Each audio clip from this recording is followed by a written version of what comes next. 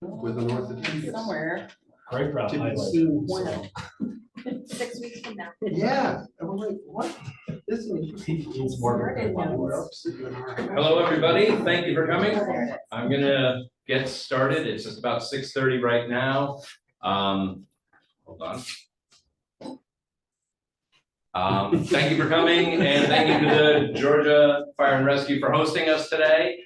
My name is Michael Allen. I'm with Regrowth Planning, and I am assisting the town of Georgia in updating their town plan right now in cooperation with the Planning Commission. We have a couple of members of the Planning Commission who are here with us right now, as well as some of the support staff who have been working with.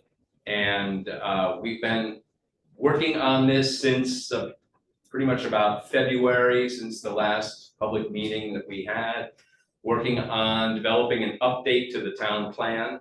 And we felt that we reached a point where we wanted to do a pencils down moment and say, let's bounce this off the public and see how we're going, make sure that we're going in the right direction, make sure that we reflected the public input that we've gotten so far, and basically use that to go back and make adjustments as necessary. So this isn't a public hearing or anything. This is more of an informal session to say, here's where we are. How do you think we're going so far before we continue much further? So the goal of this meeting today is to collect any public comments from you right now this evening, as well as through our online comment form.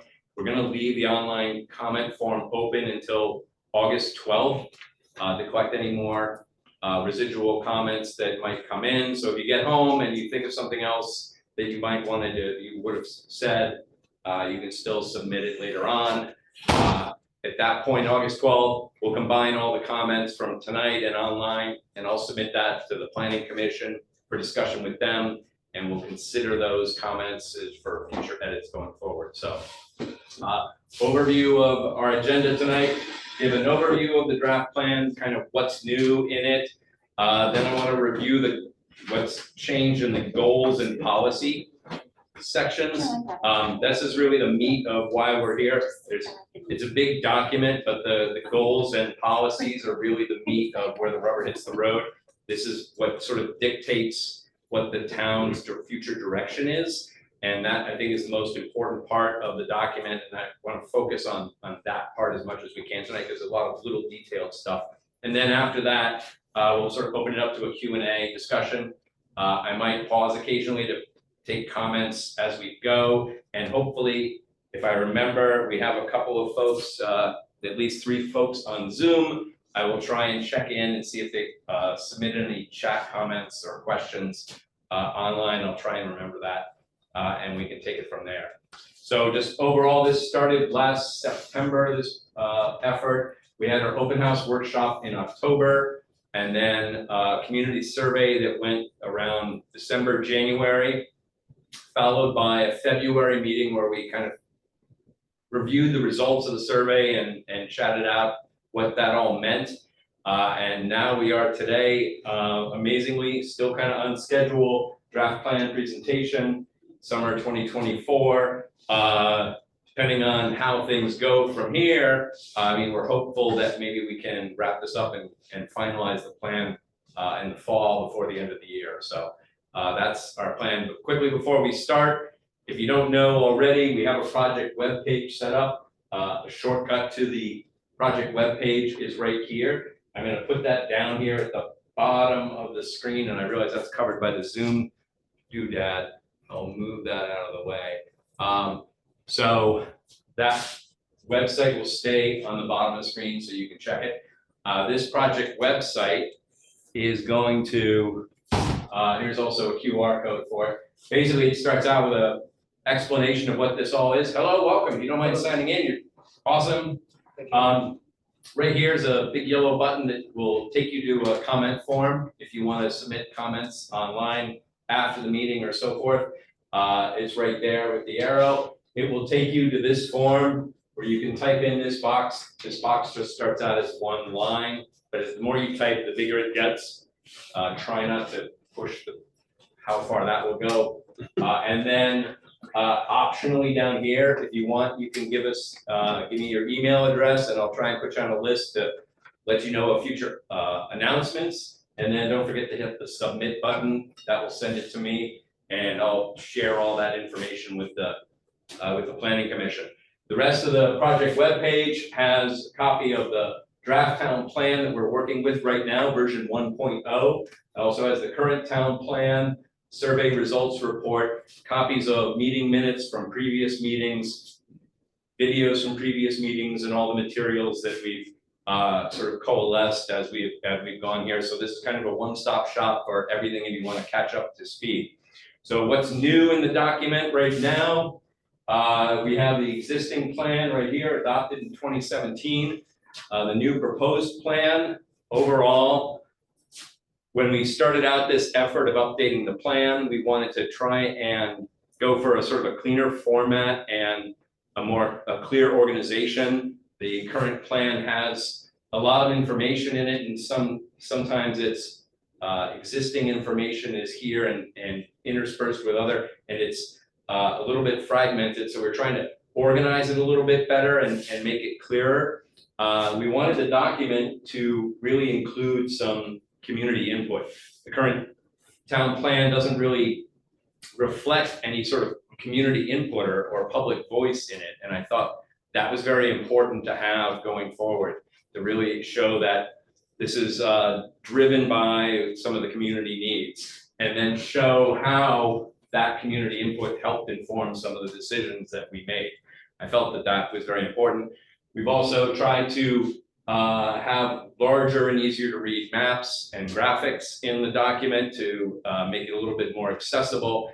And also when we get into the goals and policy level, trying to assign some responsible parties for who's going to be responsible for implementing each of the ideas going forward. So that's kind of in a nutshell how we wanted to address the plan sort of format and design going forward. A note about the maps, you'll see we have a big draft sticker on almost all of them. In reviewing this material, the Planning Commission noticed that there was a lot of sort of out of date information in some of our mapping info that we were getting our mapping data from a couple of different sources, and it was either out of date or just incorrect. We were hoping to have updated info in time for this meeting. It didn't happen. So rather than delay the meeting and stretch this out, we decided go with the maps we have for now. And this is an opportunity, if you're looking at any of the maps, and they're very easy to zoom in on online on the digital format. You'll notice the file size is incredibly large because I wanted to try and preserve as much of that map fidelity as possible. So I apologize for the file size, but you can zoom in on it. If you find anything that you feel like, hey, this isn't correct, let us know and we'll try and address it going forward. So we're hoping to have updated maps in a couple of weeks or so as we go forward. So I just wanted to make a note about that. The organization of the plan is set up pretty simply. We try to keep it pretty simple. Part one is just the introduction, explaining what the plan is and how it's put together and how it's enabled and so forth from a legal standpoint. Part two is what we call Georgia Today. It's really the existing conditions, like a snapshot of where we are today. So it's a sort of a listing of existing facilities and services and features of the town as they exist today. Also existing demographics and other economic data that we, wherever possible, try to sort of extrapolate out and update from the last plan, take that data and carry it forward to where we are today, so you can see how things have changed, and then also the existing physical setting of the town, the natural features and resources that are within the town.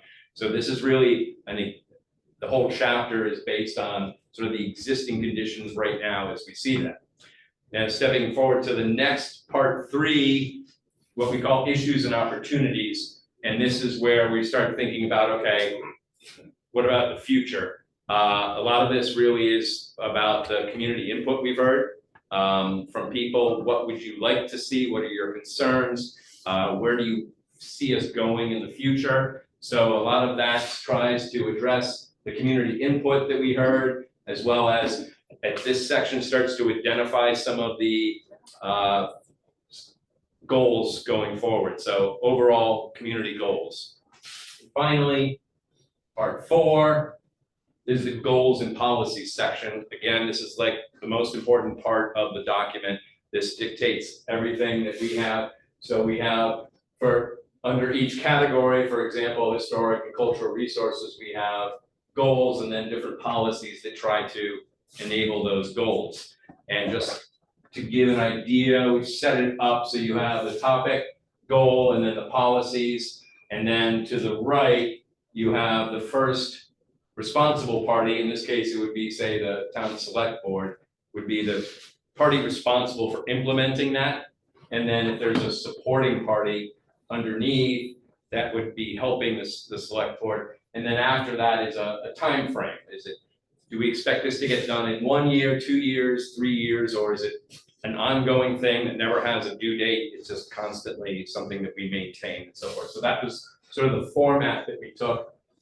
And because the goals and policies are, I would say, the most important part of this document, in this, anywhere we made edits to the goals and policies, we highlighted it in sort of a red strikeout or green underline to show parts that we deleted or that we're proposing to delete and parts that we are proposing to add, so that you as the public can see what we're proposing to change. And I felt that that was very important. We didn't do that for the entire document because it would be 300 pages and it would be a mess. But for the goals and policies, we wanted to do that so you could see what was being changed. So the goals and policies, again, most important part of the document. We're showing green added text underline or red straight through text for deletions. Most of the goals and policies in the existing town plan right now were carried forward into the new plan. Most of them carried forward. Some have been edited and modified, and then a bunch of new ones have been added. So, and we'll see how that goes. So I'm prepared right now to go through each and every change that we're proposing. But before I do that, and for you all to help, some of you may have come here with comments that you've already said. Just a question. Yeah, So, a town plan like Georgia, we develop a town plan, and this is intended to be the guiding framework from within which the select board works for the next 8 years. It's actually the framework for our zoning regulations, because Okay. we can't put things in our zoning regulations unless they're in the town plan. Okay, but how But do it you, how do also- you keep on plan? Well, and like you said, there's all these goals that we have, and some of them are for the recreation committee, some are for select board, some are for planning, some are for development review board. So yes, there's a lot more than just guiding us in writing. But the our- expectation would be that this would be the guiding document. yes, Yeah. yes. And one difficulty is that, this is the second one I've been involved with, is that by the time you get to the end of the 8-year, I believe it is, cycle, you get more and more away from what's possible. That's what I was So wondering. that's why it has to be. So there are things that just, due to time, due to new laws, due to new regulations. Things like that- COVID coming along. Oh, yeah. Right, I got you. There are things that just no longer apply, are no longer able to be done by this fashion. I see. And so we have to update it like this. Okay. Thank you. In the grand scheme of things, all these things will get done. Hmm. In reality, they probably aren't all going to get done. In reality, most towns have a very difficult time getting through, many of their goals and their plans. It's just the nature of things, but all we can do is try. Sometimes you get lucky, you can bang out a couple of goals and say, hey, look what we've accomplished. Doesn't always happen, but that's the idea. The main thing is that the plan is going to identify strategies and milestones that we want to achieve. I see. If we don't get around to achieving those, are we failing our plan? Not necessarily, because most towns aren't able to always implement everything that they're setting out to. However, the town can't do anything that contravenes what the goals are of this. Of I the see, plan. okay, Because then you're opening yourself up to a lawsuit. Somebody could challenge that and say, hey, I see. you're not following the comp plan. That's and what then I it was becomes a getting- mess, and that's the legal mechanism for keeping everybody in line. I if you see. will. Okay, thank you. Okay. That clears it up for me. Right, is there Yes. any prioritization within the goals? You know, we won't achieve all 12, but there's these 3 that are paramount to the community that get solved.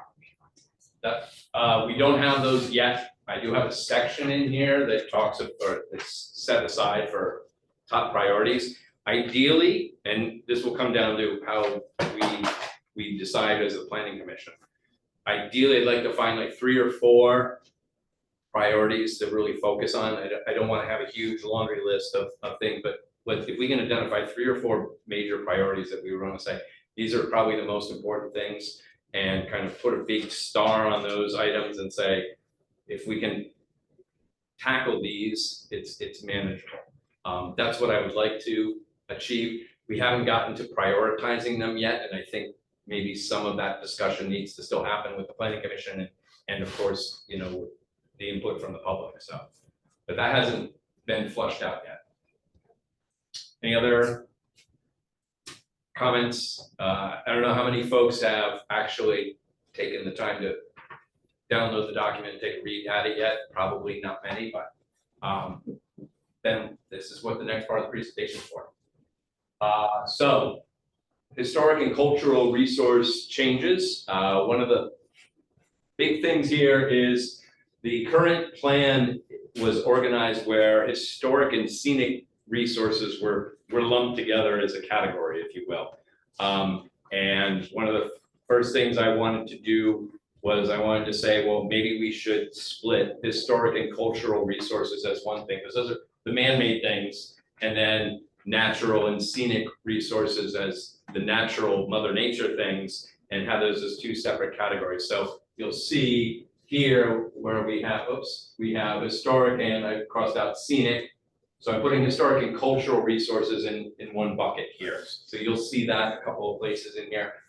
So the goal, what we're proposing is to, and in many of these goals, what I've recommended is we just simplify the language a little bit to make it more action oriented, rather than say to encourage, we say ensure that Georgia's noteworthy historic, and taking out scenic, noteworthy historic and cultural resources remain intact. We feel that that's a good goal. We want to maintain that, just changing the wording a little bit there. And then for the first policy here, A1, proposing an edit here again, where we're just swapping scenic with cultural. When we get to the scenic and natural resources, you'll see that's changed opposite there that way. So those are the sort of the only changes on that end, unless I'm looking at this wrong. Moving on to some more of the historic and cultural resources. We have a new goal that we're adding here, A5, which is update and regularly maintain a list of all historic sites and structures within the town. One of the things, we have various documentation of different historic and cultural resources in the town, but they're somewhat disparate right now and not necessarily updated. We want to try and pull all of that information together. And then another new goal here, A7, encourage the use of names which reference local historic elements in the vicinity when considering the naming of a new public road or a trail or a park, or some of this was a suggestion that came out of the public outreach we did, is we have an opportunity when we're building a new road, rather than call it just any random name, we have an opportunity to call it something that harkens back to our history. Nice. And so I thought that was a good suggestion. So that covers the cultural and historic. Yes, Just wondering, how much detail do you want on comments now? Would you prefer that they're done online? well, there are some folks here that are trying to get creamy by 9. But I'll take however much you want to give me. No, it is just like A7, the one that we just suggested. Yeah. Was a policy and fell into disuse. In this case, most of the roads now are not being accepted by the town as town roads. So the developers are naming them because they're private roads. Right. But they So, still have to be approved, so. Select board has to. approve. yeah. Right, I mean, this can't necessarily happen in every case, but if we could try and encourage that, it's an option. You're saying this was a policy in? It was a Policy, I was not aware of that, okay. Okay, any other on what we just covered, any other thoughts? So far, it's been pretty easy, I saved the harder stuff for later. Scenic and natural resource changes, again, I sort of put the scenic and natural resources together because they're both sort of mother nature stuff, it makes sense. And what I wanna do is, before we get into those, is explain a little background here, because you wanna understand necessarily what's happening going forward. So the Community Resilience and Biodiversity Protection Act, more commonly known as Act 59, I don't know why I put 20, it was adopted in 2022. That was passed by the state of Vermont 2 years ago. The goal of conserving 30% of the state's land area by 2030 and 50% by 2050. Very ambitious goal, to be sure, but it's something that we wanted to incorporate into this plan because I think it's an important goal from a biodiversity and climate change standpoint. The difficulty is, how do we go about doing that? What's the framework for doing that? And luckily, the folks have been actually working on solving that problem. There's something called the Vermont Conservation Design, which was authored just not too long ago, that basically tries to identify on a statewide level all of the critical habitats and natural resources that we have in the state that we feel are very, priority or very high priority for conservation. If we want to look at the long-term sustainability of the state from a standpoint of ecology and preserving natural habitats and trying to offset climate change, they've already done a lot of the homework to try and identify where those areas are. And so what they've done is put together a map of the whole state that identifies priority and high priority areas. And that information is provided us so we can look at, okay, based on their analysis, how does this apply? How does this apply to the town of Georgia? So what the conservation design tries to prioritize for the priorities for Georgia have been included in the plan update in 2 of the maps. One is the priority landscape features. So this includes connectivity blocks of different forest lands, riparian wildlife, surface water, geological diversity, and forest blocks of priority or high priority levels that we should try and be mindful of as we're developing the town. And then also priority ecological features that we should be mindful for when looking at future development. The good news is we don't necessarily have to rely on these maps in particular. They have an online portal called the BioFinder, which allows you on your computer to zoom in on any property, if you will, or part of town, and turn on and off layers and look at things in a lot more detail if you want to. Something I would recommend that the Development Review Board sort of trying to take into account when looking at certain development projects. But for the purposes of the town plan, one of the things that we can do is overlay those high priority conservation areas onto the town plan. When you do that, you'll see, and it might be difficult to read here with the dotted pattern. When you do that, you'll see it covers a significant amount of the town. It's big, it's more than 50%. So Are we expected to conserve all of that? No, I don't think so. And this is gonna have to be through voluntary work of trying to pursue through the Conservation Commission and other efforts to try and encourage folks to preserve land on a voluntary basis, and maybe through grant programs where we can get conservation easements or acquire land for conservation.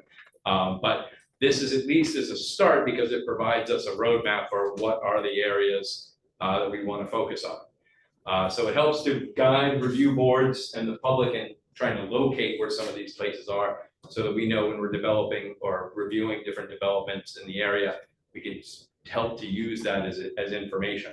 So now that I've kind of explained that, that should explain some of what our recommendations are here. So starting the next category, scenic and natural resources, the goal was to maintain, improve, and protect. We're just trying to simplify as it protect the quality of Georgia's water resources, including groundwater and surface water. That being the goal. Two of the policies, B4 here, and this is a minor edit, but it used to say buffer strips shall be encouraged to create a buffer. And we felt buffer strips implies a very narrow and perhaps not very substantial or meaningful area. So we changed it to buffer areas. And then a new policy is added here, B8, encourage the use of naturalized stormwater methods in future site planning development, which is in harmony with the Vermont landscape, such as using rain gardens, bioswales, retention ponds that help to address stormwater issues, but it doesn't look like a giant riprap culvert that was engineered by chain link fence manufacturers. Yes. Just a quick one. That's one of them, and there are quite a few, and I'll do this online for you, but that particular one This there, one? B8, is actually handled, one by stormwater from the state. Every development has to have a permit, the stormwater permit, Yes. and it addresses all of that. Okay. And the town actually has very little say in that. Presently in our regs, we encourage it, as the word says, but we have very little, we can't say much. And at the moment, the state is very, very backed up on this stuff. And we have regulations where we have to send an approval back to a developer long before they ever receive okays from the state. Do you ever run into a situation where the clock ran out on? Oh, yeah. So does it get approved by default because the state didn't? Yep. Okay. That's a problem. Yeah. And also, that would not be in the DRB's purview anyway. That would be more in planning to create the regs. The DRB sits as more of a judicial thing and only gets to read the regs and apply them. So are you suggesting it's more of a planning It's commission? more of a item? planning issue on that, yeah. Planning and regs would more be the result or that you'd want from that.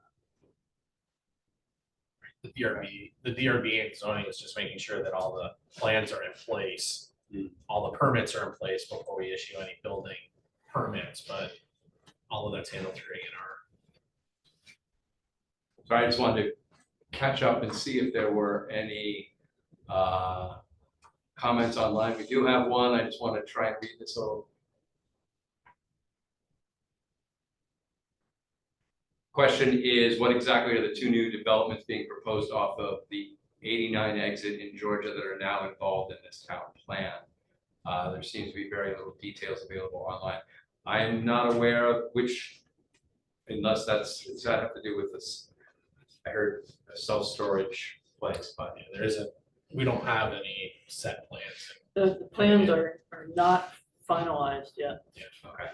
And I'm not sure what they mean about that are now involved in this town plan. I'm not sure what they meant by that. It's They're under existing.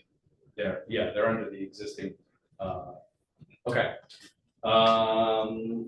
Continuing on, we have a lot in scenic and natural resources.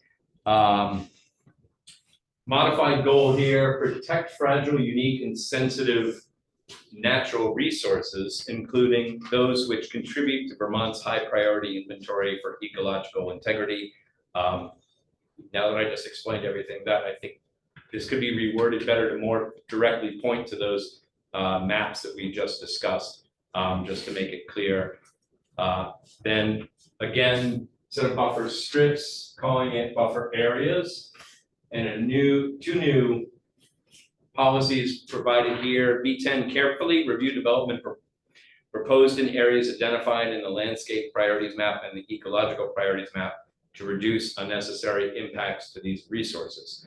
So going forward, the two maps I showed you that reflect the conservation design in Vermont in times when the development is being proposed in areas that are identified on those maps, that we should perhaps take a harder look at what we can do to review those areas. And then B11, work to promote and pursue a variety of conservation strategies in areas identified in those two same areas, the landscape priorities and ecological priorities. So trying to promote as much conservation as we can in those areas. Again, much of that work is probably going to need to be voluntary. Any questions on any of that? Okay. New goal, starting out fresh here, protect the existing open spaces, agricultural lands, and scenic views which define Georgia's rural character. This seemed like a pretty simple goal that wasn't really reflected right now in the town plan, and I wanted to make it very clear that we wanted to try and protect these areas because it really defines what Georgia is about. In the public surveys and public outreach, the highest priority items were the fact that people wanted to protect the rural character of the town and the scenic natural resources. So I felt that this needed its own goal.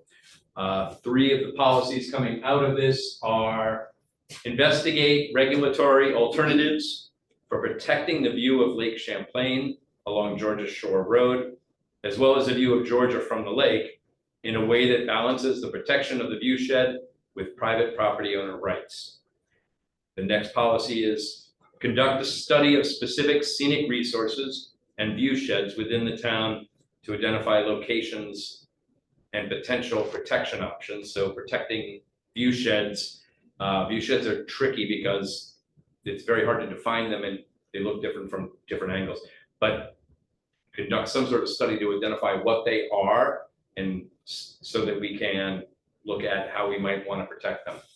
And then B14, site planning should try to take into consideration the preservation of unique or sensitive site features such as old growth trees, historic stone walls, hedgerows, streams, viewsheds, and similar elements when doing site plan design, or to design with the land, if you will. Those are three new policies that are sort of built, excuse me, off of that goal. Any questions or comments on any of those so far? Okay. One more policy under scenic and natural resources, establish a transfer of development rights program, which would allow high priority conservation areas to be permanently protected in exchange for higher density development where it's more appropriate.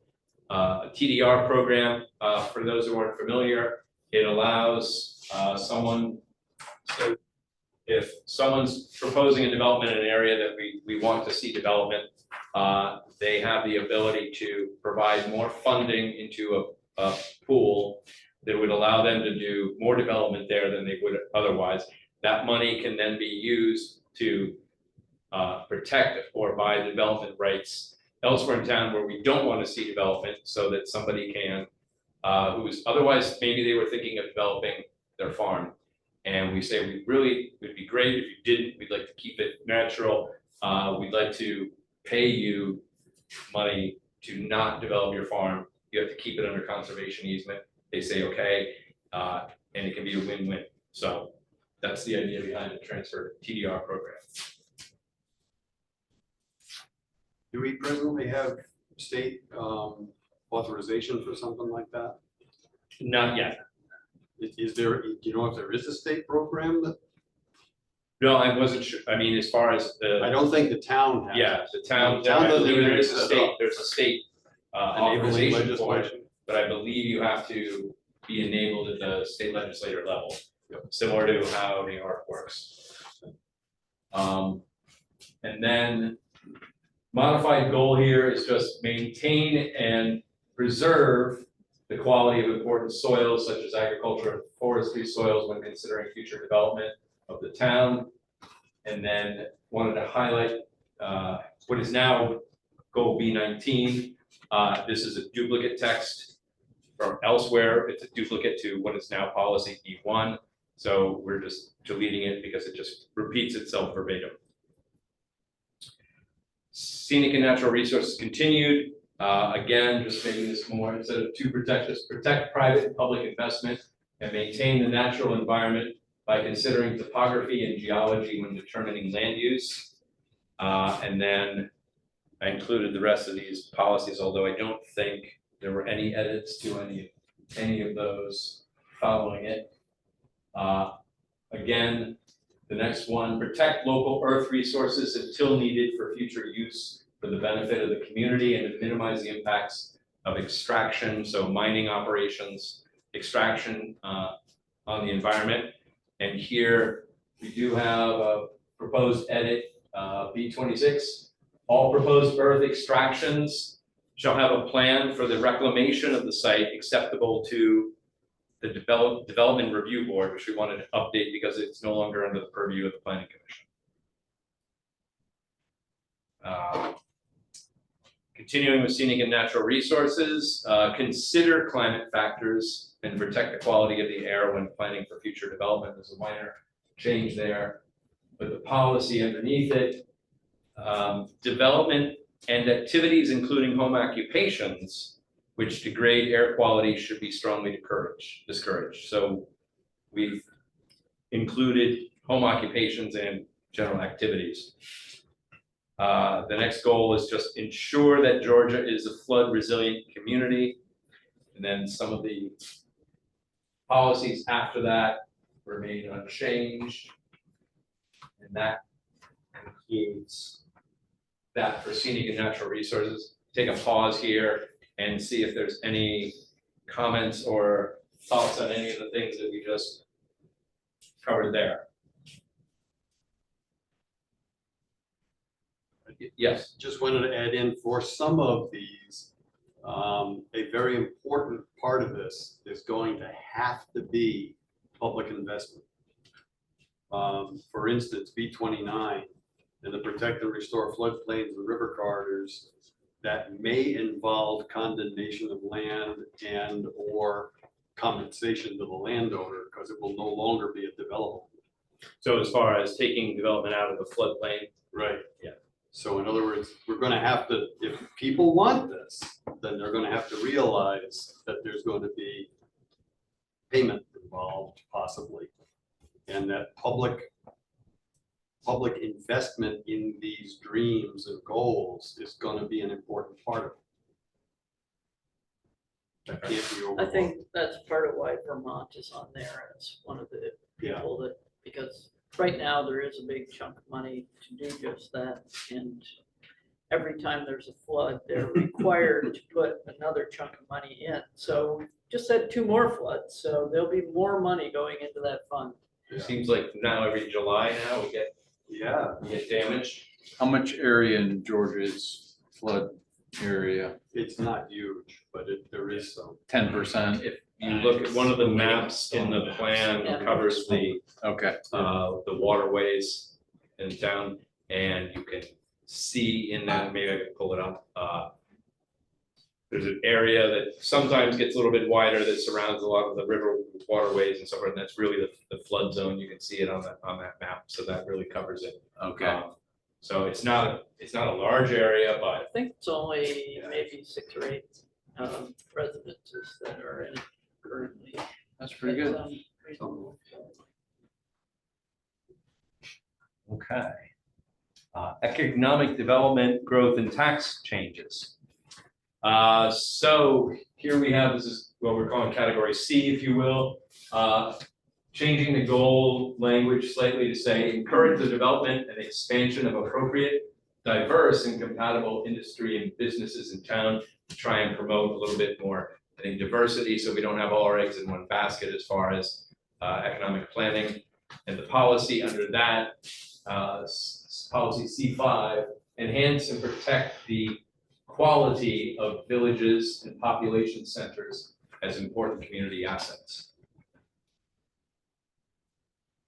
Continuing on under the same category, minor modification to the goal here where we say just maintain a sound fiscal balance for the town to encourage reasonable, functional, orderly development of facilities, utilities, and services, and to promote the health of agriculture while providing a stable economic base for the other sectors of the economy.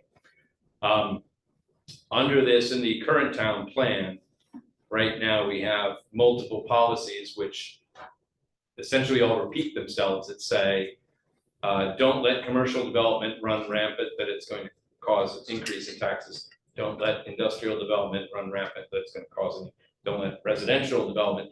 What we did is we deleted some of those duplicates, if you will, and combined them all into here. So we sort of deleted some of these, combined them here to kind of say that all as one policy.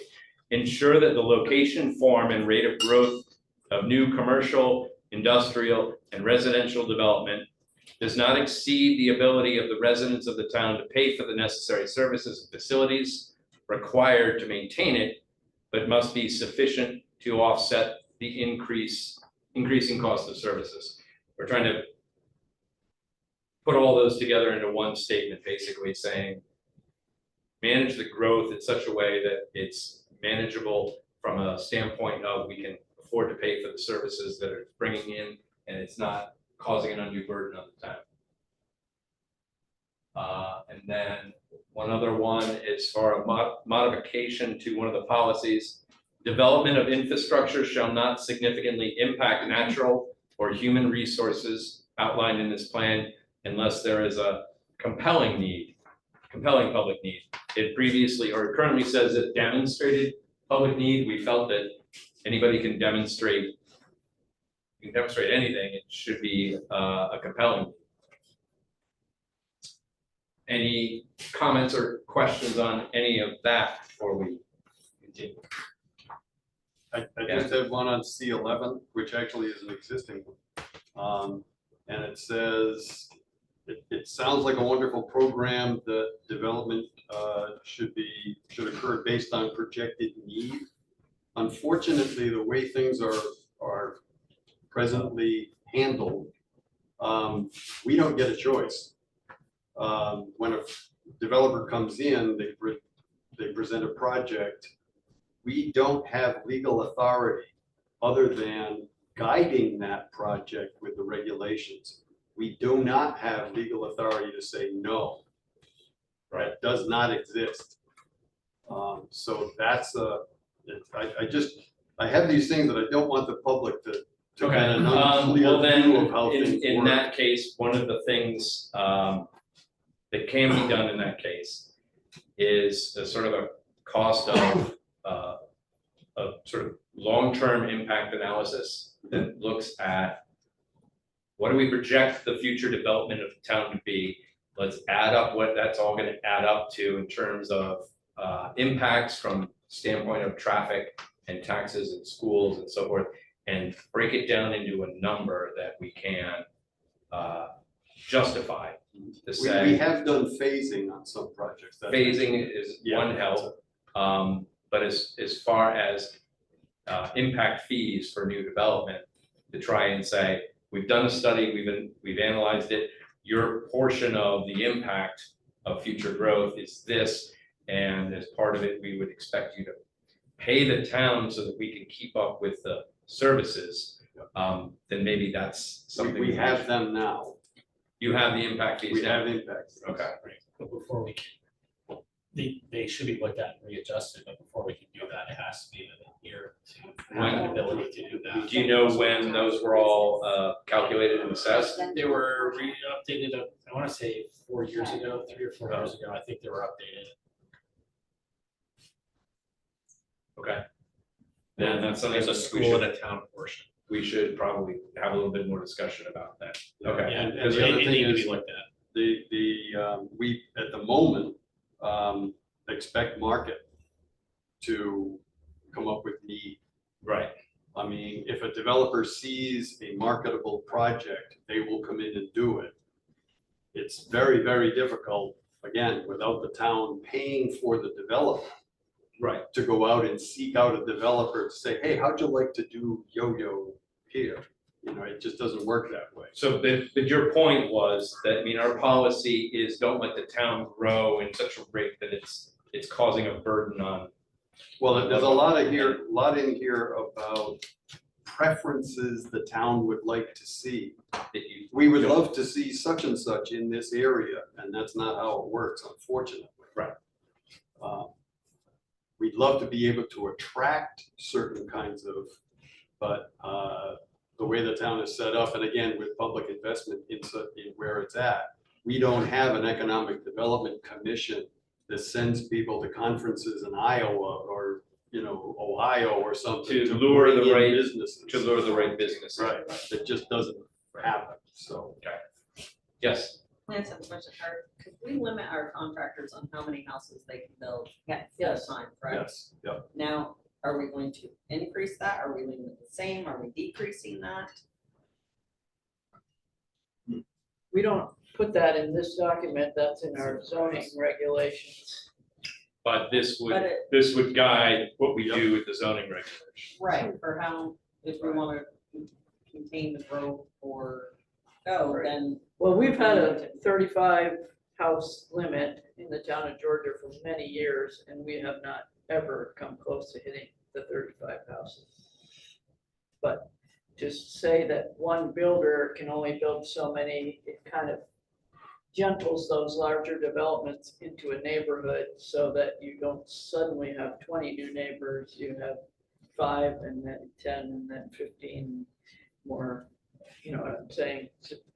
For people to adjust to the change.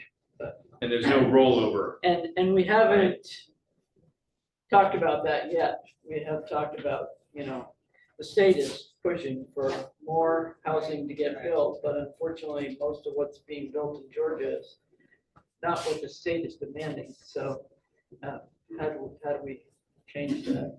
We've thrown out some ideas, but that won't be until we get to the zoning regulations that anything changes. But that's a good question. Yeah. Look at that. I would call that.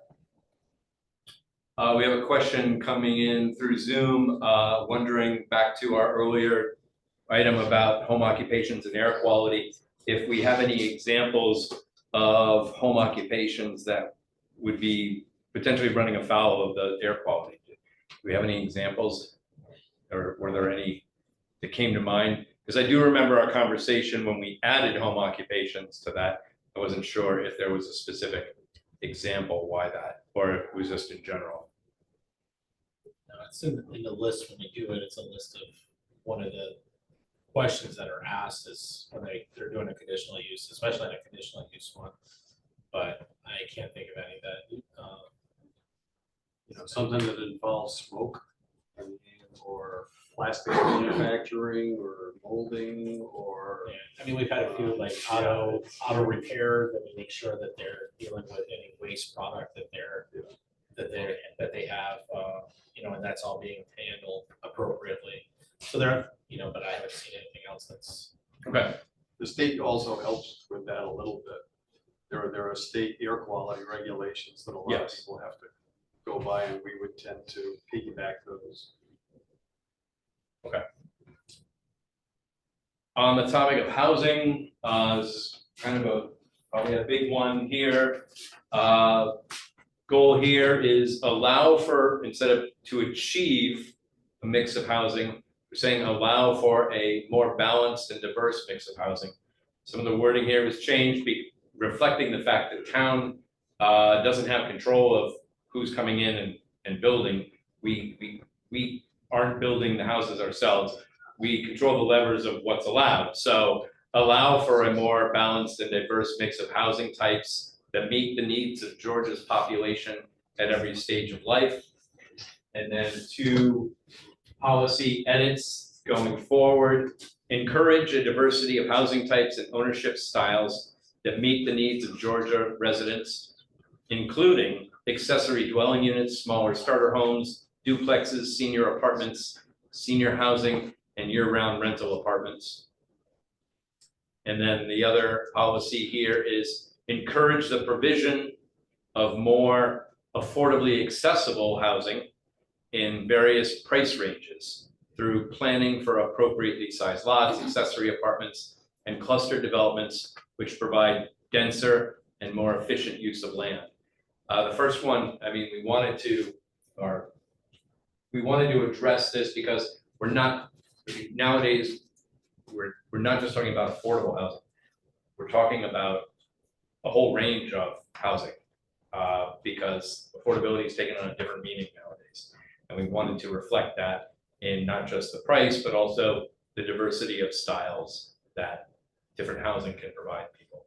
And when you say encourage, that needs to be flushed out. What sort of incentives would be on the table for developers or whatever Exactly. to, right? That's exactly what we're aiming for, is to Okay. come up with some incentives to I get some gotcha. of this other type of development to come in instead of just large 4-bedroom homes. And that's planning. Yes. Yes.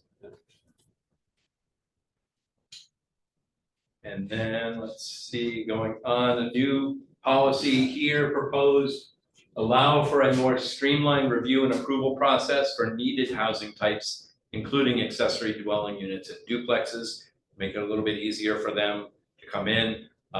Essentially by state law now, we can't make it more difficult than it is for a single family home. So in other words, if you're proposing a single family home and you only have to go through 1 or 2 hoops to get it built, we should not be requiring any more difficulty for other types of similar housing. So that's where we're trying to address that. Also with housing, the goal, ensure that the town is enabling the creation of safe, sanitary, and adequate housing, which is available and affordable for Georgia residents. That's a rewording because we didn't feel that we really had control over whether people were building necessarily, but we have at least enabling the creation of. And then 1 edit here for D4, where possible, or instead of where possible, rehabilitate. Encourage the rehabilitation of existing housing through the use of programs or volunteer efforts such as Habitat for Humanity.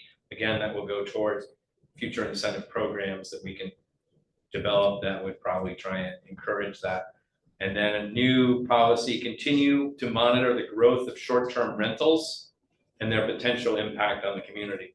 This is added because the last town plan, we didn't know, short-term rentals wasn't on anybody's radar. We didn't know what they were. So we're trying to identify that as a potential, something we want to keep an eye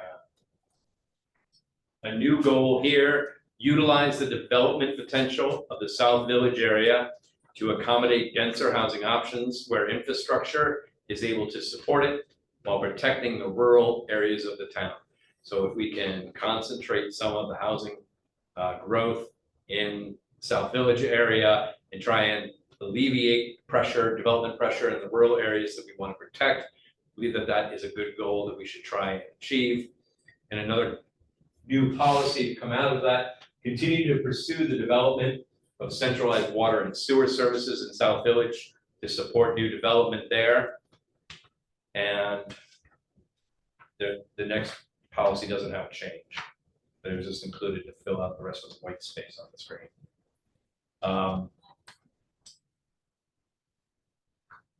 Go back.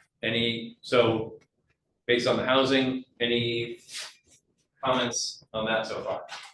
You just go back on screen before that. So the goal at the top, available and affordable. affordable is really a tough word that we find here in Georgia. Yep. What about something more along the lines of available at different, maybe different price points, because what's affordable to one isn't affordable to the other. And we're not finding much for affordable housing right now anywhere in the state, let alone here in town. I just, the affordable part of that is something we've tried to push, Right. but it's necessarily When we say affordable anywhere. affordable, I think Section 8 tax credit, some type of subsidy. And that's not tax. really just what we're talking about, Sort of. starter homes for people that are moving out of their parents' house Yeah. or senior housing where somebody's trying to downsize from a large house. Right, I but that's think all got subsidy, that makes it affordable. It's not I might affordable. suggest, Doug, to your point, that we maybe try and capture some of the language that we used here, because I remember we went over this language quite a bit here. Is instead of more affordable, a more affordably accessible housing in various price ranges. Right. Yeah, I Because think that's- we're talking about kind of a range of different things. We want stepping stones of, rental apartments for when you get out of college, you need something, and then you have maybe your first home and work your way up there, so you have a more range. And then also at the other end of the spectrum, as you're getting older and you're a senior, you're looking to downsize and you want something simple, maybe one story, easy to maintain. And so we have a whole spectrum here that we're trying to do. So maybe we can accommodate some of that language there. So which goal was that? No, I forgot here. I think it's the next one, Yeah, that one there. And one of the things I haven't done yet, because these things always move around, but ultimately we could discuss, do we want to number these goals? And we can do that. I don't know if it's. Well, it's take out necessary. affordable and just put various price ranges. I kind of like the term accessible too, because that covers a lot of different things. Right. Available and accessible.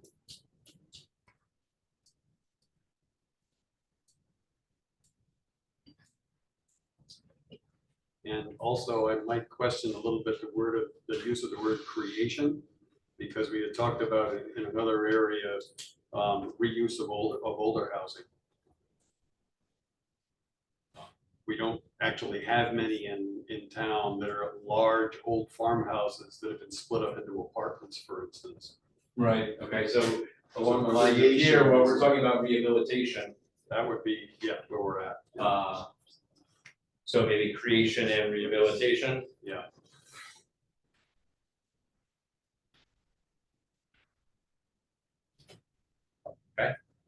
Any other thoughts, comments on this? I'll just check in with Zoom here to see how.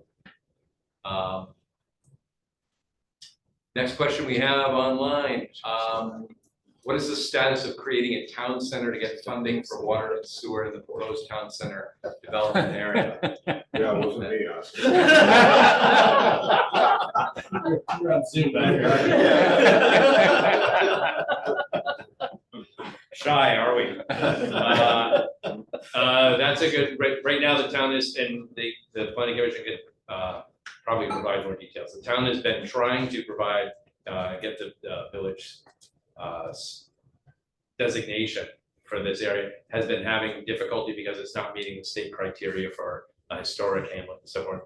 There is a recommendation in here later, we'll get to it, that talks about a new town center, which has less constrictions on it as far as being able to qualify, because you're allowed to create a new town center in an area that doesn't have any historical roots, if you will. So you can create, it just has some qualifications and how it's done. It's not as robust as the village center designation as far as benefits that you get from priority access to new grants, but it's a start. And that's what I was recommending as far as trying to pursue it that way. I also think the process through the state is changing, so hopefully it's gonna change in our favor. I can't reflect that necessarily Right, here. but I just hopefully, think yeah, they seem to be loosening up a bit. they're in the process of changing it right now, and I'm hoping they're saying it's going to be easier for towns that have been having difficulty doing it, so. Yeah, I hopefully don't think you guys are the only one, It so. will work in our favor. And Tom said we needed the language in this document Right. before we could even pursue it. so- Because we're putting it in this document, that will make it easier for us to move forward. Yes, So in the previous goal, we addressed meeting the needs of housing for Georgia population. Is there a reason that we are ensuring creation this goal for Georgia residents? Do we need that, or are we ensuring it for? I don't know that we recognize that that was. Thank you. Shutting the door, no one else is allowed in. I don't know that we, I didn't even pick up on that, to be honest. Yeah, right. We're fine, just That's Georgia. You're looking at this is so important. I think You're so. right, Okay. right. Kind of got blinded after a while. For. I mean, I guess I always interpret it as when people move here to this housing that we're talking about, then they're Georgia residents, but it could be interpreted as we're only trying to address, Yes. yeah, Georgia people. okay, well, that's something we can take a look at, okay, good call. You an attorney by any chance?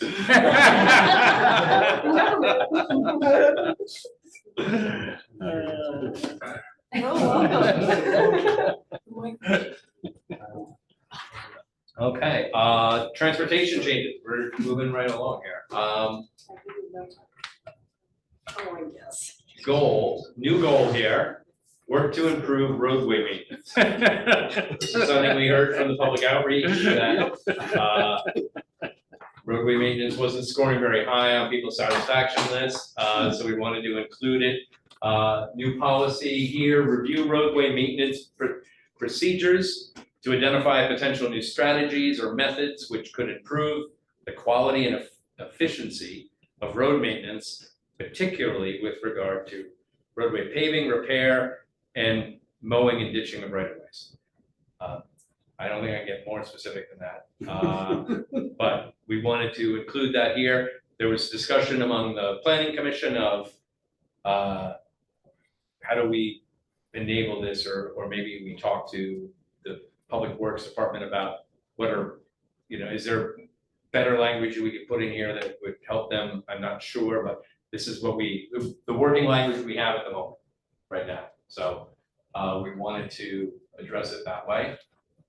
Would there be a possibility of another item in there, just something that has been bounced around a couple of times, as, again, everybody gets too busy, but to have a coordinated town administration meeting, the select board, planning, DRB, conservation, even library and historical, all meet together to come up with what we're gonna do this year?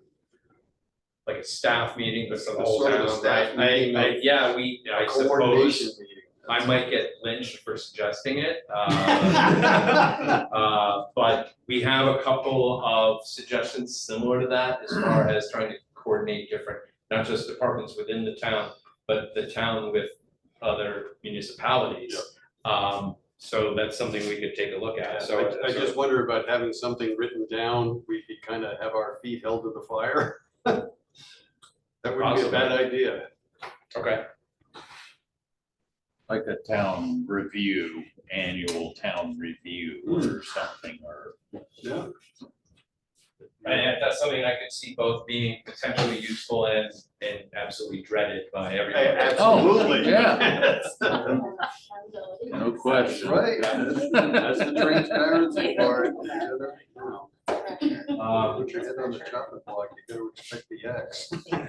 Next goal, a new goal here, added here, continue to coordinate with the state of Vermont on design improvements along Route 7 and Route 104A in South Village to improve traffic issues, access management, bicycle, pedestrian accommodations and accommodate future growth.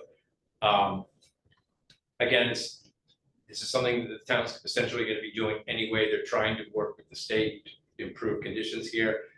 Does it help that we include this in the plan? I don't know, maybe it doesn't hurt that we put it in here, that we're trying to work with the state. So I suggest we add that in. And then a modification to one of the policies below that would be work cooperatively with the state to develop a transportation network that meets both the state and local needs, and play an active role in the planning of new improvements proposed by the state which might affect Georgia. Such plans shall conform to the overall goals and policies of the plan. So slight modification there as far as working with the state. Then modified goal, provide a safe, efficient, and cost-effective transportation network to meet the varied needs of the residents of town. Notice we're only meeting the needs of the residents of town. People in other towns, forget them. Well, I will note that the ones before is about Route 7, 104A, that does talk about meeting the state and local needs, which are out of our control, right? So Right. this other one is more specific to our local. That is true, okay. Modification here, development of roads shall meet specified standards as set forth by the select board. This is this current language. We wanted to modify this to say roads may be accepted into the town highway system rather than roads will be. I don't know that that has force of effect, but the idea is reflecting that this doesn't always occur, so. Then two minor transportation related items here are for the policies. Highway access for the purpose of development shall be strictly, instead of controlled, shall be strictly limited on rural principal and rural minor arterial roads. One of the things we want to do is update this to identify what class roads those are. And I'm still working on figuring out exactly how to make that conversion, if you will. Hasn't been quite as straightforward as I thought it would be. And then E5, instead of to plan, just say plan development so as to avoid the need for major public investment in transportation networks. So modified language there. That creamy must seem really, really good right now. Transportation, continuing on, the new goal, work toward the diversification of the local transportation network to include multimodal options of pedestrian sidewalks, on and off street bicycle paths, public transit, and interconnectivity with the local trail systems as growth occurs. This was something we wanted to just come out directly and state in the plan. It's not just the automobile, it's bicycling, it's walking, it's hiking, and so forth, and we wanted to address that. Yes, in the back. Just to touch base on the consider pursuing grant funding. I think that you're writing a new town plan here, and I think that most recently you've tried to do some of these things, and the select board doesn't seem to be on board with some of the goals. You had an opportunity, I think, recently to put some sidewalks in. Doug, maybe you can help me with this. 80% of the funding was free. The select board needed to come up with 20%. They voted it down. So if the select board isn't on board with things, why are we continually putting them in a plan? So in other words, instead of consider pursuing, either say pursue it or take it out, right? Is that? Yeah, I guess to address that, not to really speak on behalf of the select board, but to address that, what their plan was to actually promote another portion of the town plan, which is to put that money into the roads right now instead of into sidewalks, and prioritize the roads, not sidewalks. And that's why they turned down the grant at this point in time, was to keep that money going towards roads. Okay. So, and both of those are hitting items in the plan. Okay. And the select board changes every year, so, this is several years worth of goals, so. But it's been several years worth of grants. No, this is a new one, it's green. This is so new. it's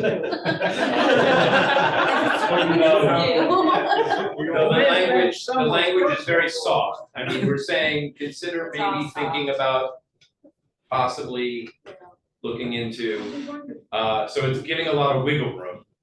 Certainly.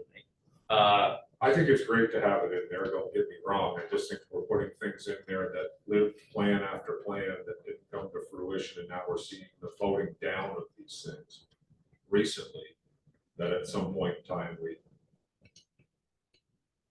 need to look at it as such. Do these documents ever have action, like action item, like instead of consider, you know? Or measurements. I mean, we Like- can't, like, how do you we can even make tell the us language, successes with we- this so What are the vague measurements in and place? fluffy? we can make the language as strict as and tight as we want. Yeah. Oftentimes you leave it with wiggle room so that, I mean, this is not quick. okay, fair enough. You drive a truck, right? But there isn't one entity that can come in and say, like, if you look at this, it's not one person that can say, this is what it is. So it's, you might go through a couple committees before it gets there. More than one has to sign off sometimes on these to get them through.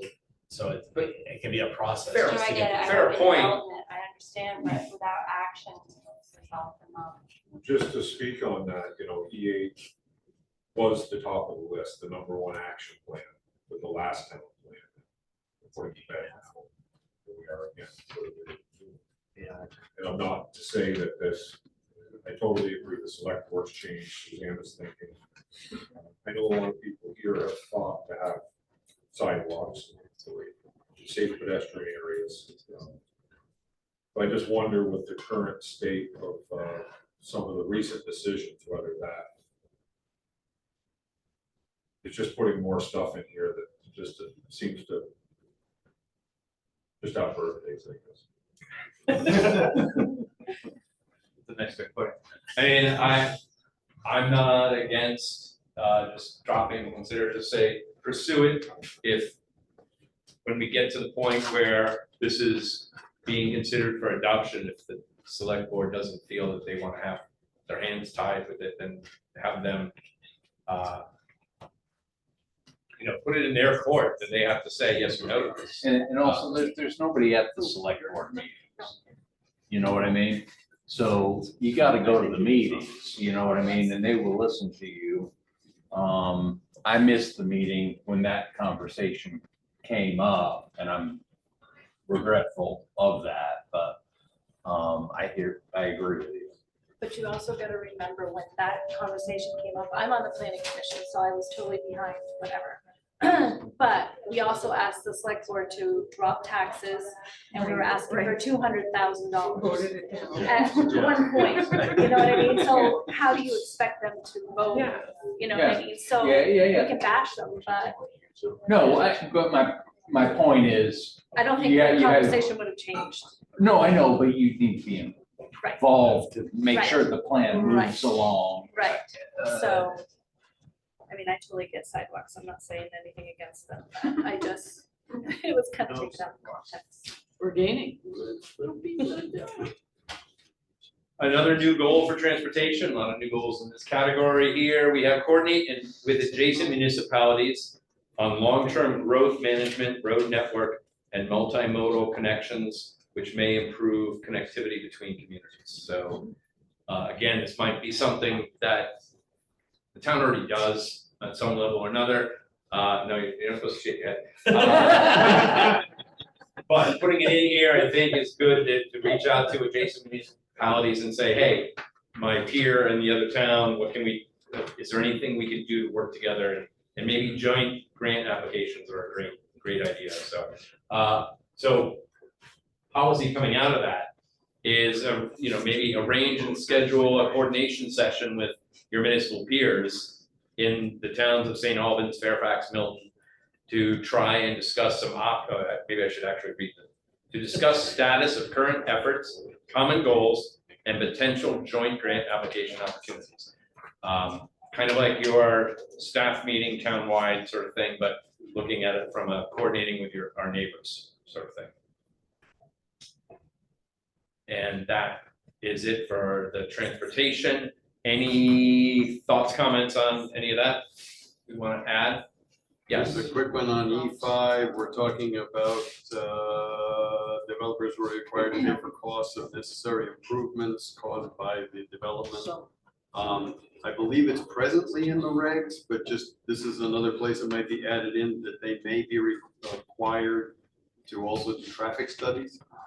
You're referring to this one, E5 plan E5. development. Yeah. Right, so as to avoid the need for major public investment in transportation networks, particular regard should be given to impacts on the carrying capacity of transportation networks affected by development. So in other words, how much traffic they're generating. Developers will be required to pay for the cost of necessary improvements. And possibly traffic studies to prove that out. The town doesn't have a huge budget for asking its own engineering questions, let's Right. put it that way. So that's on the regs right now, that the town has that ability, I believe you're right. It's in our regs. That- And so we could Just add that as an and or something, or just. while we're still on this, I'll check in with our friends at home here. No new questions, probably that I can see. And once again, I have to re-click this. Okay, town services and infrastructure changes. You guys will notice a couple of things coming in here from the public outreach. Seek ways to improve local police and law enforcement coverage within the town. A new goal overall. It was one of the sort of most requested items among the public outreach that we heard, is we'd like to see more police and law enforcement presence in the town. We don't have a lot of control over that issue, as you'll read in the plan explaining, what the limitations are in that. However, we felt that it was important and it might strengthen the position of the town if we had it in our plan. The first policy coming out of that would be to continue to pursue and negotiate updated service contracts with the county sheriff, state police, and other town police departments. So we're going to continue to try and negotiate shared service agreements with these other entities so that we can get better police presence. And yes, we have our first question. So that would actually work with also coordinating with other towns that don't have police departments. So, like Fairfax does not have one, so we could actually work with Fairfax to join in on a contract, possibly with the police department to do shared services.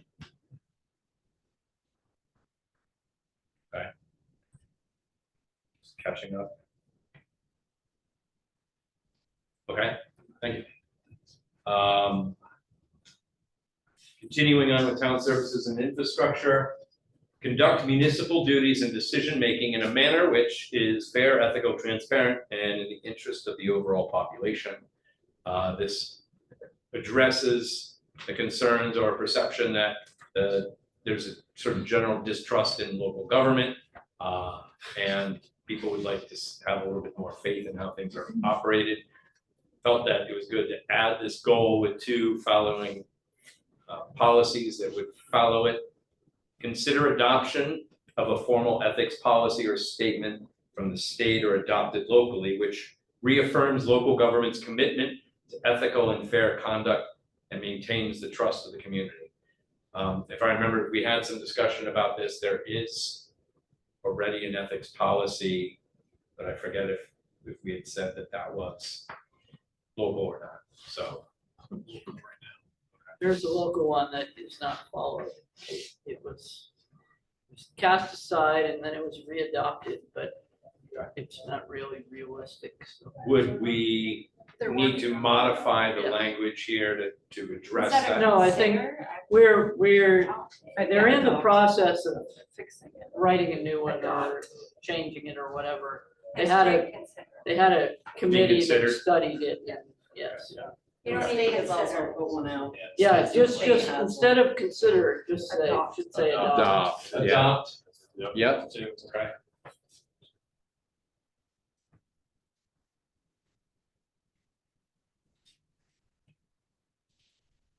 Okay.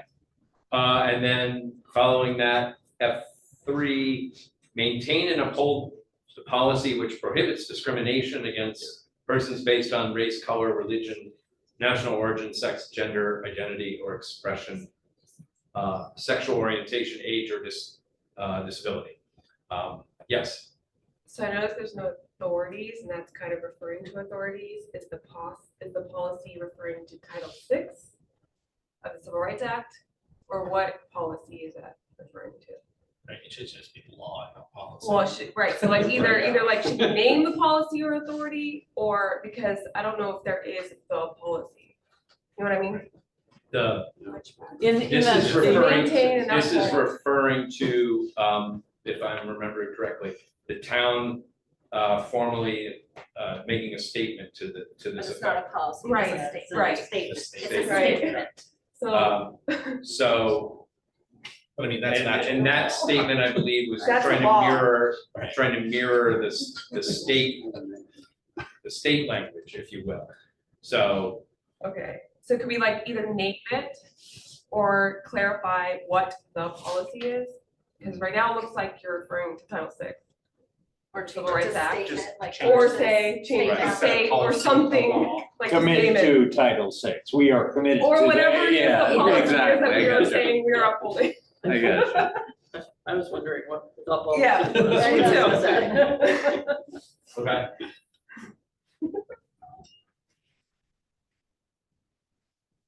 Fair enough, okay. New goal under town services and infrastructure, improve municipal communication methods with the public, including notices and announcements. Again, this was something that we heard a lot from the public outreach.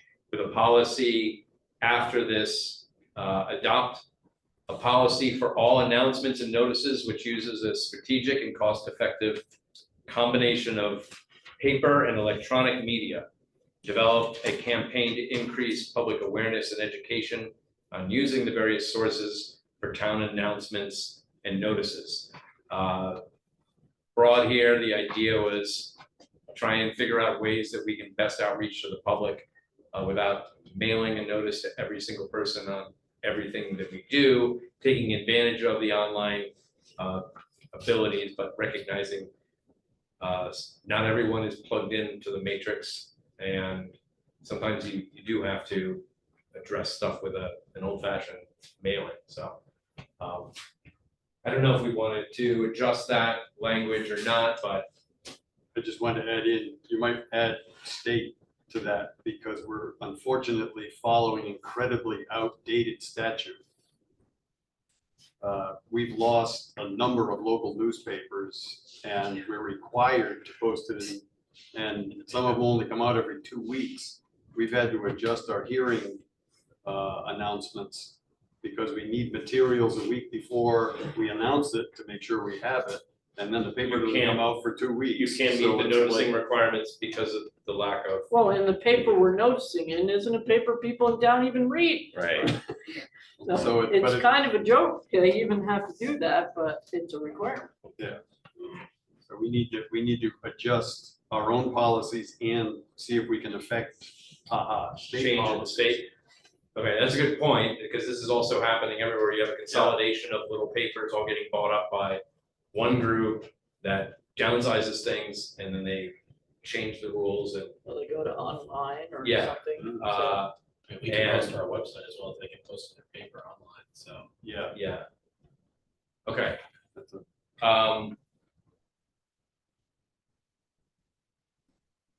Good recommendation.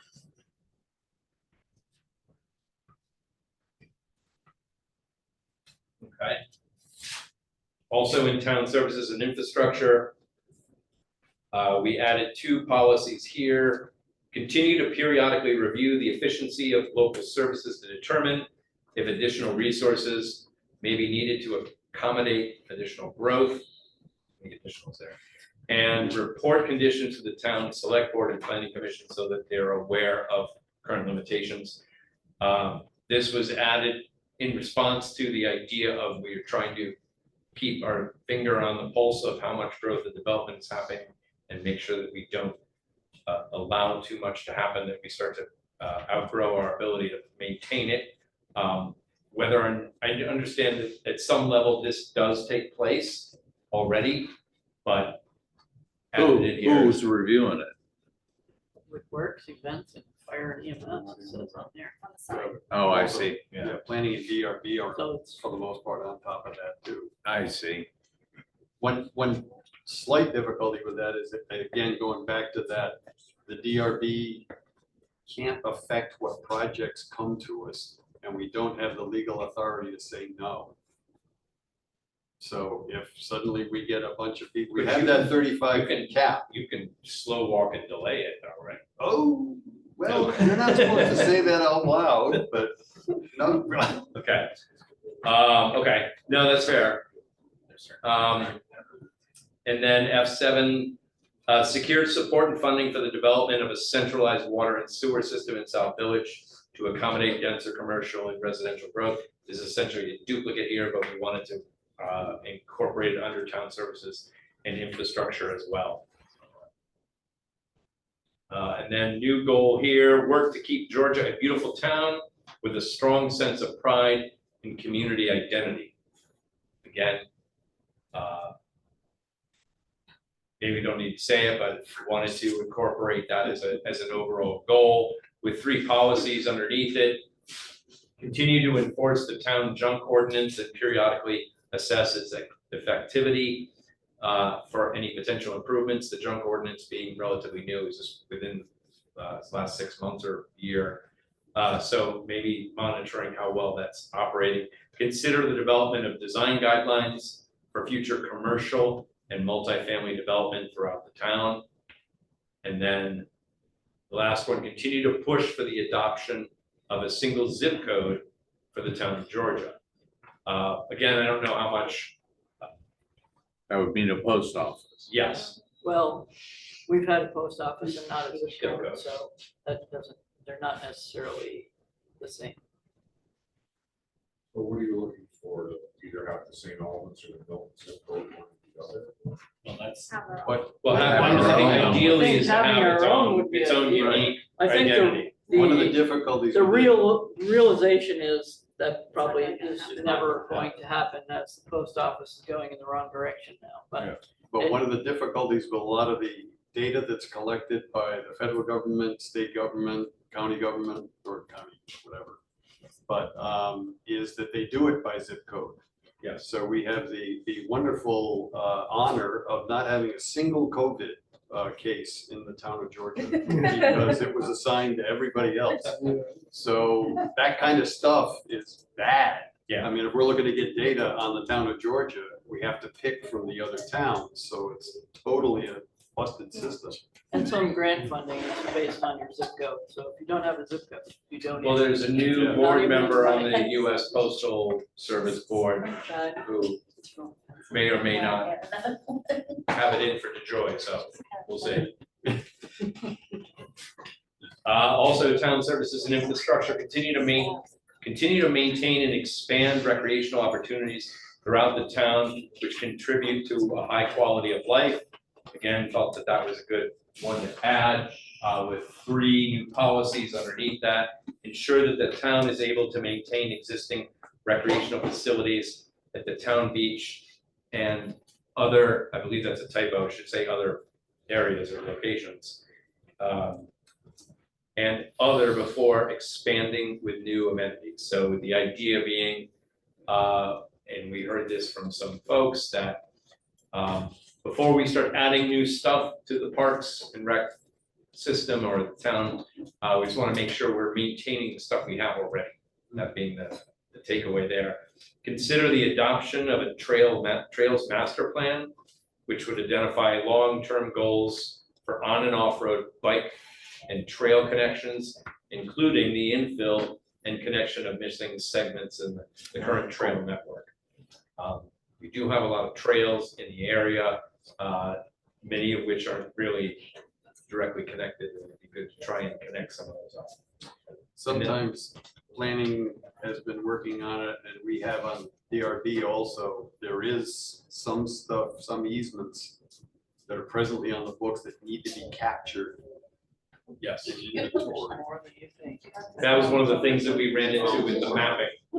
A lot of the trails mapping. weren't mapped, Yeah, so. And then F13, proactively coordinate with adjacent municipalities to plan for shared community and recreational amenities, so that each community does not need to rely on constructing their own facilities. The idea is, for example, rather than we build our own senior center or our own basketball court, what if we have a shared agreement with a neighboring town that has that facility, we can use theirs and we build something else that they need that we can share with them. That's the general idea there. And getting close to the end here, 2 modified goals here, all commercial telecommunication facilities, and we've added utilities, solar and wind energy systems shall be located in appropriate areas. So we've added, clarify that we also mean utilities and solar panels, wind energy, so forth.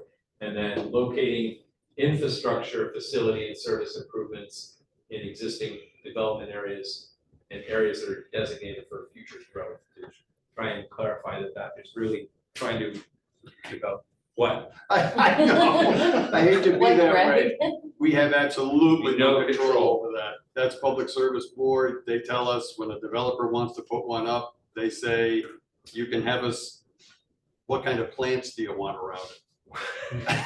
It's about our input. Okay, well, you do at least, later on in this, when we get to the energy section, there is the ability for the town, when working through part of one of these, state programs, that if you qualify for working with them, they will give you more local control over siting some of these facilities, such as a new solar facility. It's something that's mentioned. I do hear your point. It doesn't hurt to have this, I think, in there, but you're right, you have little local control. But I do believe there's a mechanism to get at least a little bit more control, I think. And I think we have height restrictions near roads, certain things, so a little bit of control in our regs now. New goal here, I think this might be the last one. I need to mark these slides so I can tell when it's the last one of them. Continue to expand local availability of cellular and high-speed internet communication services. This is something that we also heard a lot of in the public outreach with a policy here. Continue to lobby and coordinate with regional service providers and groups such as the Northwest Vermont Communications Union District, or otherwise known as Northwest Fiberworks, to upgrade and improve local cellular and high-speed internet communications. Hopefully, because we have this in our plan, that will give the town a little bit more leverage to get some of this funding and improvements. Seek ways to mitigate potential negative visual impacts of cellular towers on the scenic landscape with the policy of promote the co-location of cellular transmission equipment and strengthen local laws to enhance visual protection. And then one more new goal, prepare for emergency contingencies and work to limit their potential impact on local citizens, services, and infrastructure.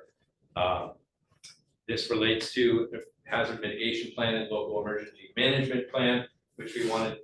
There's a current policy to adopt a local emergency operations plan. We wanted to point out we need to adopt and regularly maintain this plan because as things change. And Actually, just to go back one, add Public Works and Fire to under Select Board on F19, because they're all in Public Works and Select and the Fire Department are both involved in that emergency local plan. Public Works and Fire Department. Yep. They just did it actually. We're gonna head out and get cream. Okay, no, I'll check out we the could rest. be back here by the time I'm done, right? Yeah, exactly. Thank you. Thank you. Thanks for coming.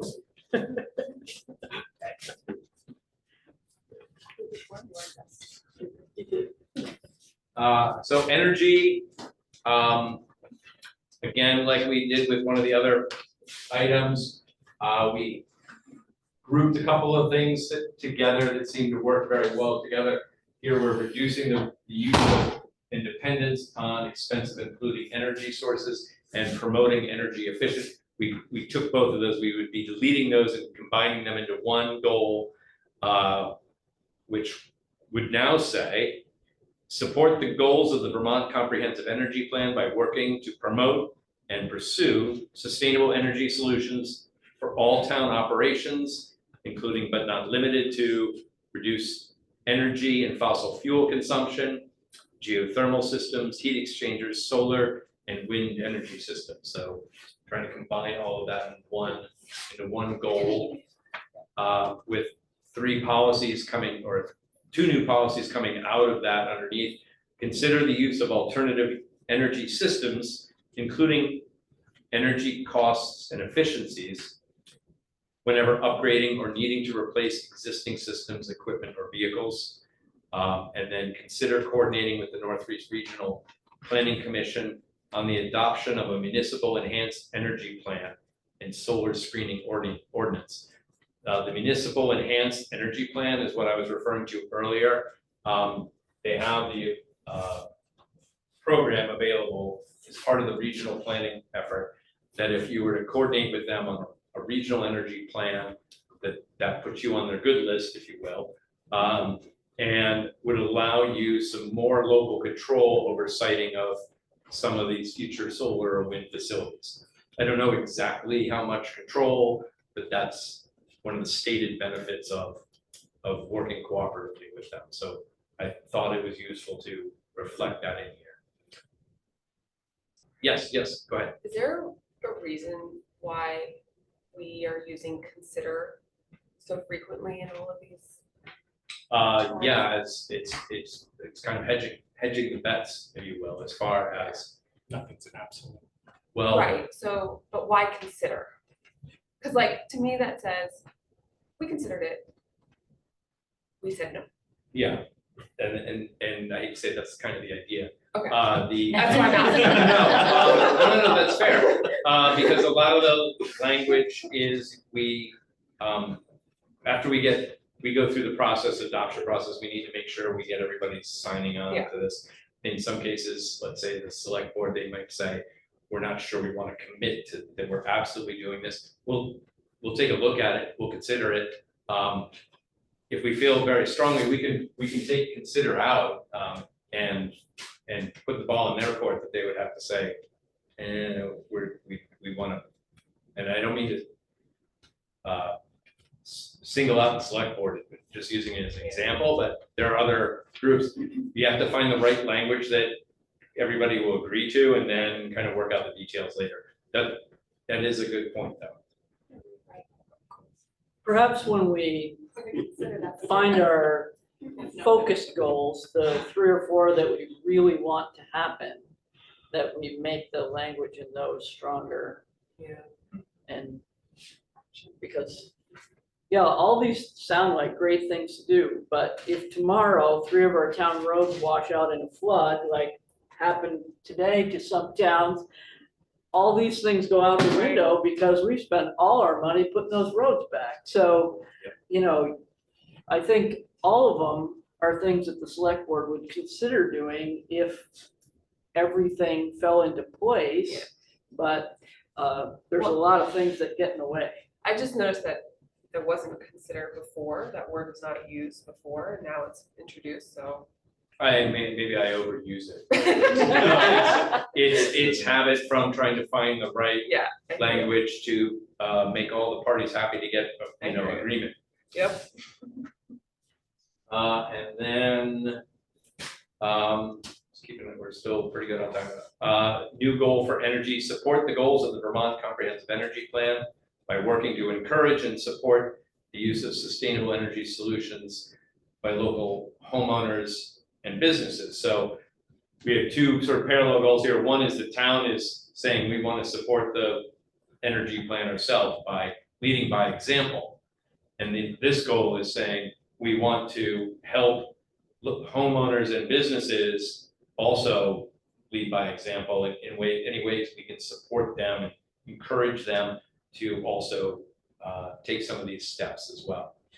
So it's 2 sort of parallel ideas, with policy G4 being work to reduce administrative or procedural barriers to local sustainable energy adoption, including the development of streamlined or simplified applications. And then we took out, consider energy costs and energy efficiency as a criteria for the purchase of town equipment and facilities, because that was already covered in one of the rewritten goals before. Any thoughts or comments on that? Hold on, let me just check in with our folks at home. We, Save it for the next. nothing new, or we lost connection with Zoom, I can't tell which, okay. You're saving it for next time? No, it was just a quick one, just a word choice. Just a quick one, it says. Oh, yeah. Okay. On the He came prepared, he printed the whole thing out. third goal up the top of energy, where it says reduced energy and fossil fuel consumption. Any chance we could put that last? Because it makes it sound like reducing geothermal systems, heat exchangers, solar and wind energy systems. It's just how many Oh, people I read see. commas. Yes. Reduced energy and fossil fuel consumption, then you're I right. was just wondering about making that the last choice, Yeah, rather than, so you don't. so you don't think it's Don't abuse of all say the others. geothermal? Right, Okay. yeah.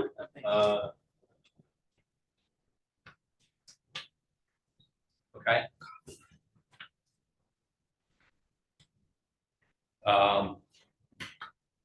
Future land use, a new goal here, support the goals of the Vermont Community Resilience and Biodiversity Protection Act with the conservation of important natural areas and critical biodiversity lands. Again, that's getting back to the Vermont conservation design maps that I had shared with you and trying to reflect those in our current planning going forward.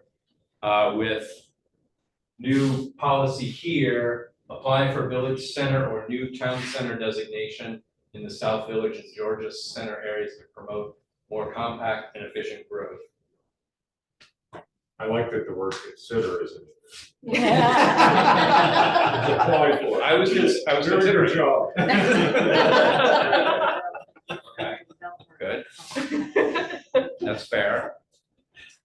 Modified policy here, avoid strip development in town by requesting developers to use techniques such as clustering along highway corridors. Strip development along highway corridors shall be strongly discouraged. And now that I'm looking at this, we have, it used to say may require. I'm not sure if we want to go with requesting or just require.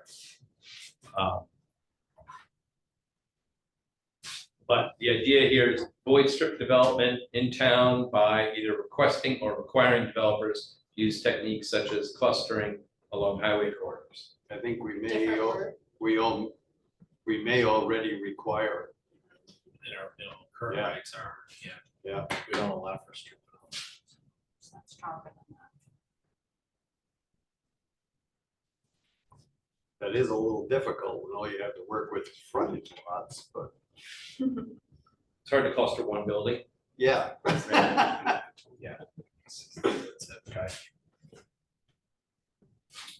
New goal, strengthen and support existing local agricultural industries with a new policy, review and revise the land use regulations to reduce potential obstacles to the growth of local agricultural industries and encourage supportive uses such as value-added ag products, ag-related services, and industry diversification.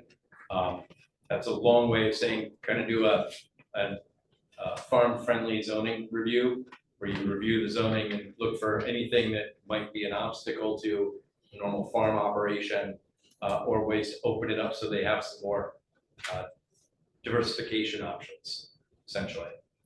And then a modified H9, which used to say, consider the impacts of livestock in medium and high density residential areas. We weren't sure exactly how to interpret what that meant. So we worked on refining the language here to say, consider mitigations or protections for residential neighborhoods from the potential impacts of keeping livestock in areas outside the agricultural, rural residential AR1 district.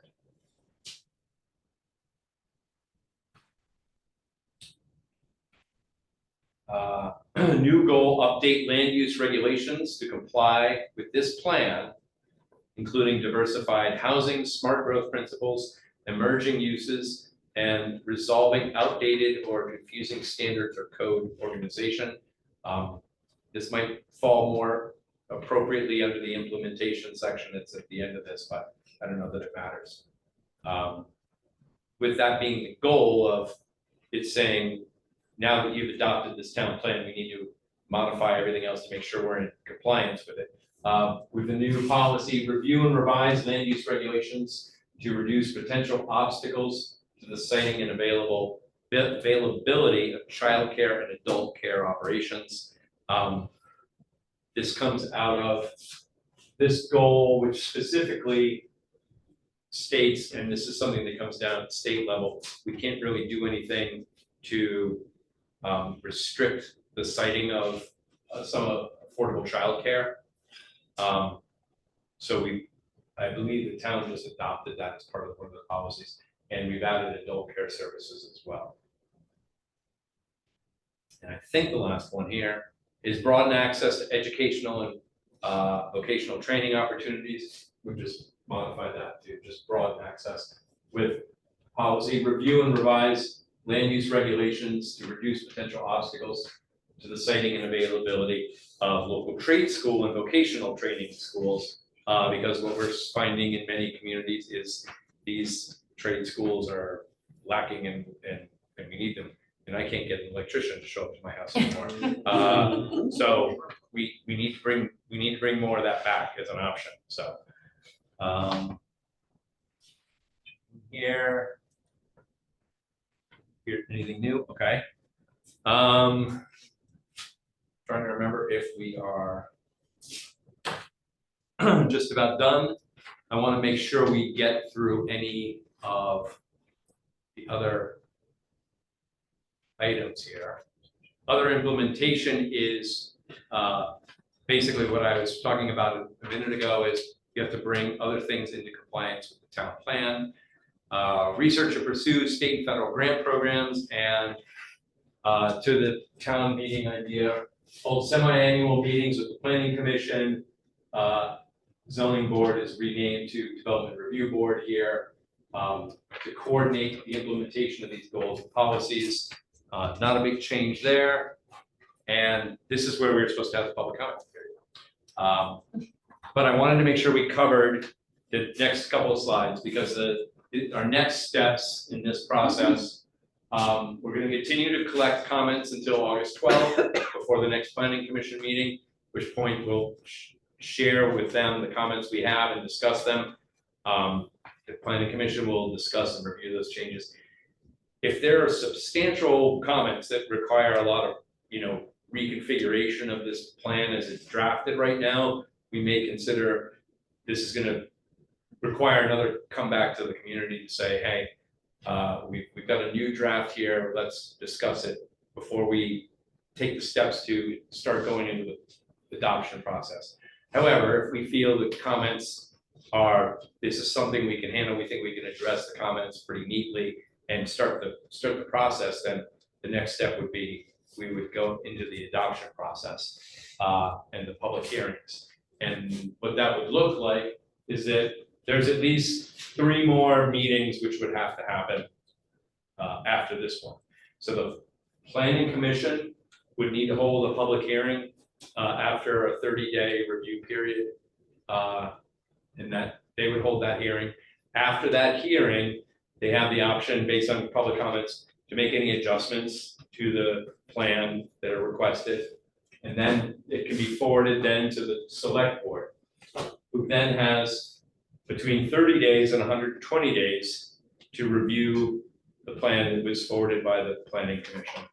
And then they can hold their first public hearing on that matter.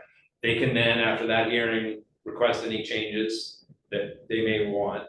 And then, because Georgia has a population of over 2,500 people, we're required to have a second public hearing on this, which would be hearing number 2.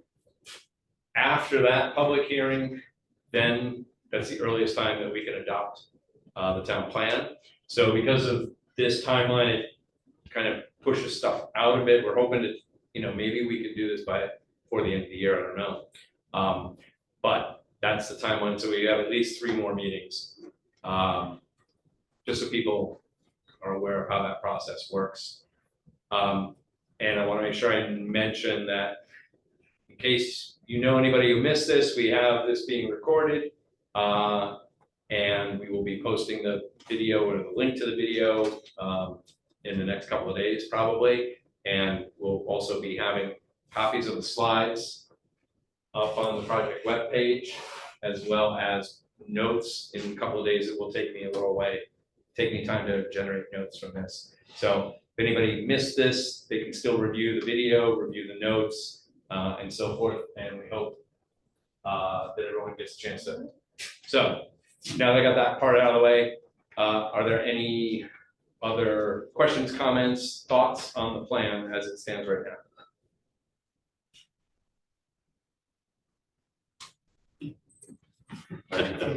Check in here. Yeah. Nice work, folks.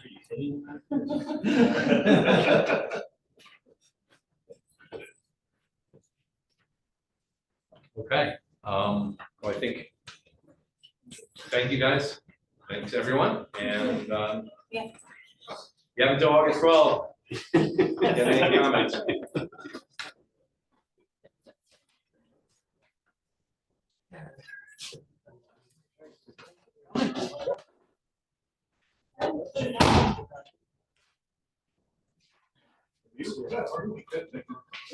Yeah,